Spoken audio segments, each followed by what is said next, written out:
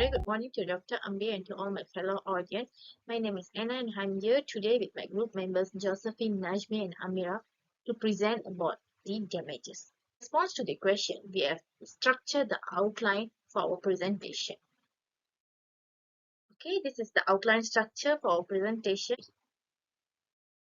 Okay, now let us move into the first part of the presentation. The principle of law that apply in the case of Nurul Husna include standard of care. What does it mean by the standard of care? Standard of care is medical professionals owes a duty of care to their patients to provide treatment that meets the standard of care expected of a reasonable practitioner in their field. Okay, in the case of Nurul Husna, the plaintiff claimed that the defendants breached their duty of care, resulting in severe brain damage. And followed by the second principle, which is causation. Causation, in order to succeed in a claim for medical negligence, the plaintiff must prove that the defendant's breach of duty of care caused the injury. Okay, so if we look into the Nurul Husna case, the plaintiff claimed that the defendant negligence caused the severe brain damage suffered by the first plaintiff. And followed by the third principle, which is remoteness of damage. What does it mean that by remoteness of damage? The plaintiff must also prove that the injury suffers but not too remote for the breach of duty. In the case of Nurul Husna, the government court consider whether the government's statutory duty to provide medical care for disabled persons should be taken into account in determining the quantum of the damage for future care. The last principle that apply in the case of Nurul Husna is quantum of damage. The court will consider various factors in determining the quantum of damages, including the evidence presented by the parties and the legal principles that apply in the case. This may include the evidence of the past and future medical expenses, loss of income, and also general damages for the pain and suffering. The principle of law that apply in the cases of medical negligence and brain injuries are Bolam, Bolito, and also Montgomery. The Bolam principle established in Bolam v. Friar Hospital Committee Management, which states the medical professional is not negligent if they act in accordance with the practice accepted by proper medical opinion. Followed by the Bolito principle is established in Bolito v. City Hackney Health Authority 1997, which mentioned the qualifies Bolam principle by requiring that the responsible body of medical opinion for reasonable, responsible, and respectable decisions. Okay, for the Montgomery principle, it established in Montgomery Villaneshka Health Board 2015. States the medical professional must take a reasonable care to ensure that the patient is aware of any material risk involved in the proposed treatment or any reasonable alternative or variant treatments given. Okay, let us look into the next slide. Why brain injury from medical negligence need to be compensated. The situation involves a patient with a severe health challenges like physical, cognitive, emotional impairments, including memory loss, speech and language difficulties, which will put the family in financial burden as it requires a huge medical expenses to take care of the patient loss of income. Okay, the stated aim is to seek redress for the lifelong and permanent injuries suffered by the patient. Redress in this contract implies compensation, support, and resolution to address the harm and challenges faced by the patient and their family. This may include the legal actions such as pursuing a lawsuit against the parties. What has been awarded by the court in Malaysia and how it has been awarded for the brain injury patients. The award of future damages, special damages, pre-trial damages, general damages, and aggravated damages, as well as the future damages in Malaysia, is done on once and for all assessment basis, unlikely in England, where the damages may be assessed periodically following judgment on liability. Thus, in Malaysia, the victim cannot return to the court in the future to claim for more damages because his or injury have worsened or unexpectedly the victim has more needs and the original award had proven inadequate. Thus, in making this once and for all assessment court are invariably guided by the opinion of expert. In this regards, the court must see that the expert opinion is reasonable, respectable, and also responsible. Okay, so the court, when determining damages, will have to decide how much money is to be awarded to cover the cost of such patients' needs for the remainder of their lives. Damages refers to a sum of money that can be awarded by the court of law to an individual or entity as compensation for the physical injuries or losses caused by another person's action. There are two types of damages. First, general damages, and number two, specific damages. General damages compensate for non-economic losses such as pain and suffering, emotional distress, loss of consortium, and the calculation is determined by the jury based on the subjective factors. Meanwhile, specific damages reimburse for the actual expenses, things like medical bills, lost wages, property damage, and it is calculated by adding up the actual expenses. There is a new head of general damages, which is aggravated damages. Aggravated damages are only awarded in cases where the defendant conduct was particularly malicious. Depending on circumstances of the case and the conduct of the tortfeasors following the negligent events, the conduct that worsened and suffered harm suffered by the patient or the family members. So aggravating features also include the way the litigation and the trial are conducted. So examples include insolent behavior of the medical practitioner towards the patient which causes distress and anxiety. Other than that, negative conduct displayed throughout the trial, as well as failure to follow hospital guidelines, inaccurate information, dishonesty in documentation that is produced in the court, suppression of the patient medical records.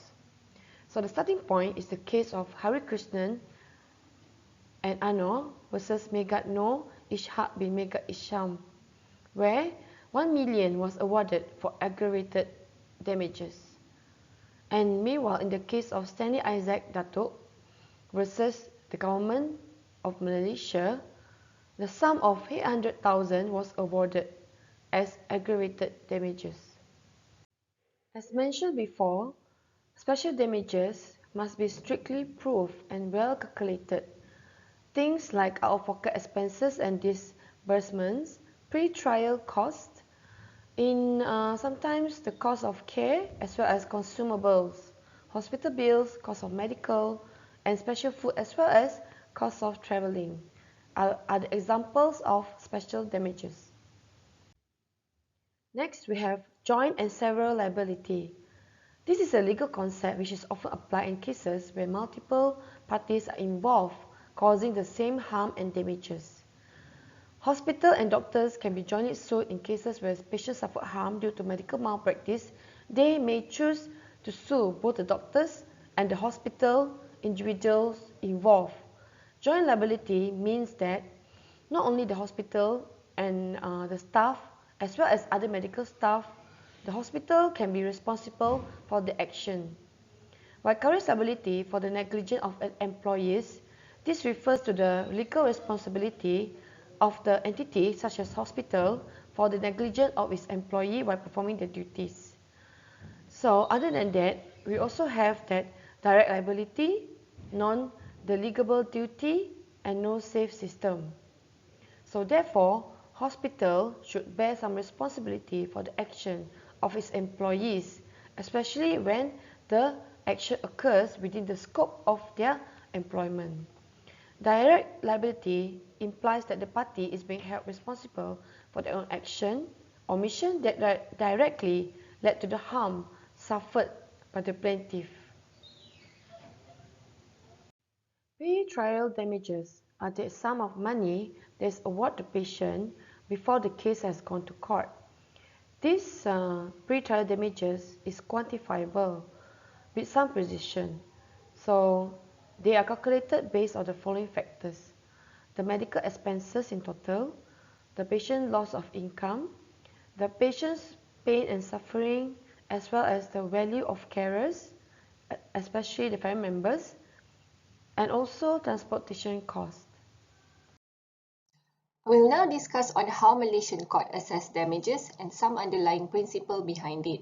I will be sharing some example of cases that highlight the nuances involved in determining appropriate compensation for future needs. As per Justice Wazir Alam in Nurul Husna, award of damages is conducted on a once and for all basis. Unlike England, which used periodic payment option, once awards is made, the victim cannot return to court to seek further compensation. Reasonable, responsible, and respectable expert opinion is relied heavily to assist in prediction of damages, and the evidence adduced to make these predictions only need to satisfy possibilities of adverse future events. The advantage of lump sum relies on the fact that it can resolve cases efficiently and provide closure for all parties involved. To ensure that this sum is used appropriately, court in some cases has ordered that some portion of the sum be deposited in fixed deposit. For example, in the case of Nur Arisa, the court ordered 50% of future general damages to be deposited in fixed deposit for a period of 20 years from the date the sum received. However, the downside of lump sum award is that it can result in over or under compensation as it relies on predicting future needs, which can be challenging. As per Lord Scarman in Limpo Chu versus Camden and Islington Area Health Authority, in which he said, there's really only one certainty. The future will prove the award to be either too high or too low.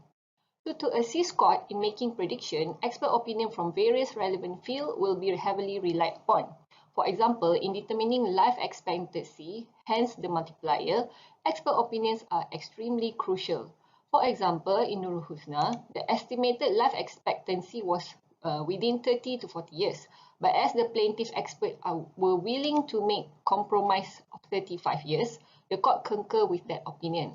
Another example was in Farid versus Pantai Medical Center, in which there were difference of opinion between plaintiff and defendant experts. The defendant evidence estimate 9 to 12 years, while plaintiff evidence estimate 9 to 20 years. But because of the relevant literature presented by the plaintiff expert, the court decided 16 years, median of 9 to 20 years is reasonable based on the plaintiff evidence. What about the role of expert in contingency deduction of multiplier? Of course, the court will decide what is the percentage for deduction. Usually in Malaysia, 30% or 1/3 from the life expectancy will be applied. But if expert already factored in contingency in life expectancy determination, this can influence the contingency deduction done by court. For example, in Farid versus Pantai Medical Center, the High Court judge gives 15% deduction, which is already lower than the usual 30% rate. However, this case was appealed on this issue. So, in the Court of Appeal, no deduction was made because plaintiff counsel argued that the expert had already factored in contingency when determining the life expectancy. Same goes for the case of Nur Arisa, in which no deduction was applied. Experts also provide opinion in clinical needs and lifestyle modification required by the plaintiff. For example, in Naren, the persuasive evidence by the defendant has led the court to disallow the cost of purchasing tilt-in space commode and additional cost of holidays. While in Irwan Budiana, which is quite interesting, in which the expert opined that there is lack of medical evidence to show that the child need bigger house, bigger room, or bigger space to improve his health condition. The claim for new house or renovation was disallowed. However, the court awarded cost for the room renovation only, which was contrary to the expert opinion. The role of expert cannot be emphasized enough, as the absence of expert can lead to amount claimed by the defendant or plaintiff goes unchallenged. In Irwan Budiana, for example, the defendant questioned the plaintiff for choosing the more expensive stroller and standing frame lecky, as the cheaper option has as good enough function as the expensive one. However, since no expert witness was called and the claim was not challenged at all in cross-examination, the court allowed the claim by the plaintiff. So on what basis does all the evidence provided by these experts or counsels be considered? So in Nurul Husna, the court held that plaintiff may be compensated if he proves that there is a possibilities of adverse future events. Contrary to Inas Faika, in which court held that the proof of future damages must be assessed on the balance of probabilities. So which one is the standard? So in Farid versus Pantai Medical Center, which is a case reported in 2022, the court held that the proof of damage must be assessed based on the balance of probabilities. I will continue to discuss on few more items with example of cases. In determining amount of damages, previous precedents are referred to. However, there are no standard rules to measure the damages as said by the learned Senior Federal Counsel in Irwan Budiana, quoting the case of Sambaga Valley. They further emphasize that it is only based on fair and reasonable standards and upon evidence adduced. The court will refer to few precedent cases and current trends to guide them in determining the quantum for pain and suffering and loss of amenities. In Irwan Budiana, it is noted that the recent cases have been in the range of 400 to 450,000 and 300,000 was awarded. In Yusnita, 5 cases was referred to and the range is between 385,000 to 400,000 and 400,000 was awarded. In Nur Arisa, the judge referred to 2 precedent cases that was Henry Sianglan and unrecorded case of Dr. Fatin Ahya with a range of 500 to 800,000. 500,000 was awarded for Nur Arisa and another 114,000 was rewarded to her mother as the second plaintiff for the general damages for her depression including psychiatric treatment.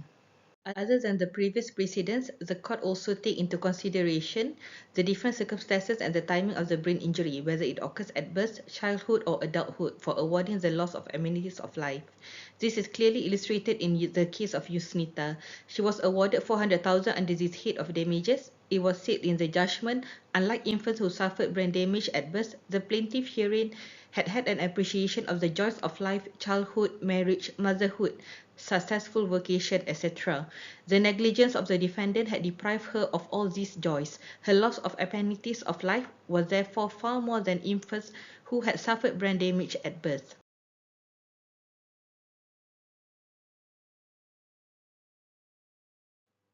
Proportionate liability means that each defendant is only liable for their proportionate share of the plaintiff loss and is required to pay the portion of the plaintiff damages equal to the probability that he is liable.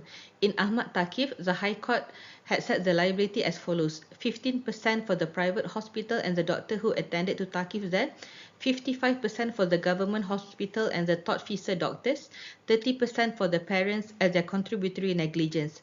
This decision was contested and held in the Court of Appeal.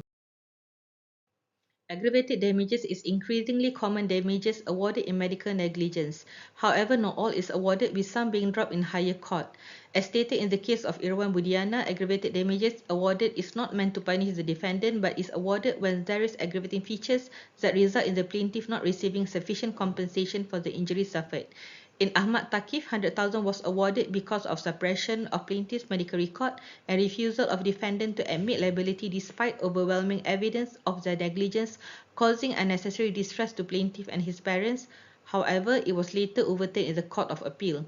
In Irwan Budiana, 300,000 was awarded as the court finds that there are aggravating features such as long delay over 2.5 years admitting liability, refusal to make voluntary disclosure of medical records causing the cause of action for negligence to be concealed and the filing for this claim to be delayed for a few years, and the way the defense is being pleaded and the trial conducted.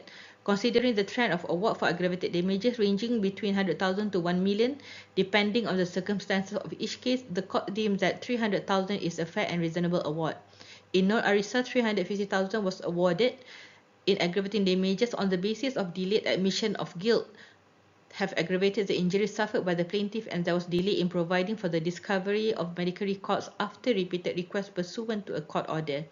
In Narun, 300,000 was pleaded for refusal to voluntarily disclose medical record necessitating court intervention, but it was not awarded. It was refused on the basis of that it was not the plaintiff is being inconvenienced by the delays and non-cooperation of the defendant but his mother, and this all has been factored in the cost awarded, and the judge did not find any exceptional aggravating conduct by defendant to justify an award for the aggravating damages. Special damages need to be pleaded and particularized. In some cases, strict supporting evidence need not to be produced for it to be awarded. Oral evidence can also be accepted. It is illustrated in the case of Zulaika, where the judge accepted that it is to be expected that the plaintiff does not keep all the receipts, as the suit was only filed after 15 years. In Rotagana, claim for therapist and complementary medicine was awarded without documentary proof and as they were within a reasonable sum and justifiable in the circumstances. The judge also quoted the case of Fazli bin Subuh that it is a correct statement of the law to say that oral evidence is by itself sufficient to prove a fact in the absence of documentary evidence to support it. For the cost of treatment in private facilities, the test of reasonableness is applied. The plaintiff must justify why he chooses the treatment at a private hospital over a public hospital, and they must show that the cost of treatment at a private hospital was reasonable. In most cases, only one-third of the cost of the treatment in private facilities is awarded, especially if the same treatment can be provided by government facilities and no justifiable reason for receiving the treatment in private facilities. In Irwan Budiana, the court decided it was reasonable to sought private treatment because the physiotherapy appointment at the hospital were only once a month and the waiting time was too long, resulting in the child M becoming irritable. The value of care given by family members is recognized by the court. This is clearly illustrated in the case of Yusnita. The judge acknowledged that it is a laborious and taxing chore and it was just unfair to be paid for by the tortfeasor. It is not right to say that as a family member, the plaintiff relative had an obligation to care for her. 1,000 was awarded to her mother, elder sister and husband, and 500 per month to the plaintiff brother and sister-in-law. In Inas Faika, Federal Court Judge emphasized that one-third practice is totally inapplicable in the present case, simply on the basis that parental care cannot be given by a substitute in a government or private hospital. 300 per month awarded by the High Court was erroneous, and an award of 500 per month would be fair and reasonable amount in the circumstances of the case and in accord with other comparable cases. In a case where a fact of damage is proved but not its amount, a claimant is entitled to nominal damages. For example, loss of earning claim can succeed in the absence of supporting document. In Farid, loss of earning was awarded in the absence of proof such as payslip. He was awarded 30,000 per month allowance as it is deemed suitable as his position as a CEO. For the claim for facilities, in Irwan Budiana, there was lack of cogent evidence to show that the old house was inadequate and Uwais needs a bigger house of space to cater for or improve his health condition and needs. Only the cost of renovation of Uwais' room is allowed. In Takif Ashraf, the plaintiff's expert has recommended the purchase of a new house. However, the defendant argues that it is the responsibility of the parents, not the defendants. The court disagreed as it is due to the defendant's contribution that the need arises. To be fair and not excessive, the claim is allowed with the application of the one-third rule as it is a shared facilities with the other family members and they will continue to live there in the present and in the future. As such, a contribution to mitigation is given. As a conclusion, brain injuries resulting from medical negligence have enormous impact for the patients and their family members who often act as their full-time carers. Monetary issues often ensue as they require constant and expensive care. All this can be pleaded as special damages and must be particularized. However, not all will be awarded, subjected to evidence, reasonableness, and whether it is justifiable. All damages awarded must be fair and reasonable. It must be reminded that the damages serve to provide monetary compensation for the injuries suffered. It is a compensatory not to punish a defendant or make him a lesson for others. Damages must be fair, adequate, and not excessive. The plaintiff himself has a duty to mitigate the loss he suffered. The judge in Nor Arisa had beautifully worded his judgment as such. It is an expensive lesson, although the amount awarded cannot repair the damage done. Even though the amount awarded seems like a large sum, it will only help to ensure convenience to her survival. Thank you, and our bibliography are as follows.